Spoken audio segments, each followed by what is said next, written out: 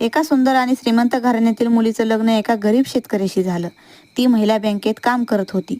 सकाळ सकाळी आपल्या घरातील कामे आवरून बँकेत जाण्यासाठी निघायची.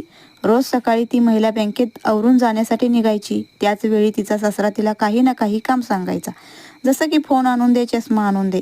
काही दिवसानंतर त्या महिलेला सासऱ्याचा राग येत होता. तरीही ती महिला आपल्या सासऱ्याला काहीच बोलत नव्हती. काही दिवसानंतर आजारपणामुळे तिच्या सासऱ्याचा मृत्यू झाला. एके दिवशी ती महिला घरामध्ये साफसफाई करत होती.